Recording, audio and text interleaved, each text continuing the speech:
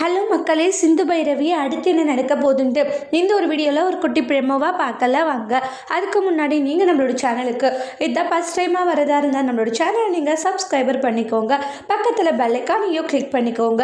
வாங்க வீடியோக்குள்ளே போகலாம். இங்கே எப்படியாச்சும் காயத்ரியை அடைஞ்சே தீரணும் அப்படின்னு சொல்லிட்டு இசக்கி பிளான் பண்ணிக்கிட்டு இருக்காங்க.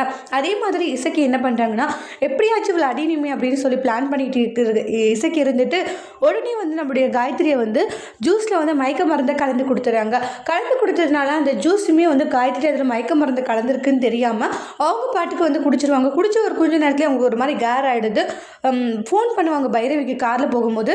ஆனால் அப்போ பைரவி ஃபோன் எடுக்க மாட்டாங்க. அப்புறமா மறுபடியும் இன்னொரு டைம் பண்ணலான்னு பார்க்கும்போது மயங்கிடுறாங்க அப்படியே கார்லேயே. அப்போ இசைக்கு கார் கண்ணாடியை பார்த்து சந்தோஷப்படுறாங்க. நான் நினச்சது நடந்துருச்சுன்ட்டு காயத்ரி கால் பண்ணி பார்க்குறாங்க பைரவி. ஆனால் ஃபோன் ரிங் ஆகும், எடுக்க மாட்டாங்க. அதுக்குள்ளவே இசைக்கு இன்னொரு டைம் சுவிட்ச் ஆஃப் பண்ணிவிடுவாங்க.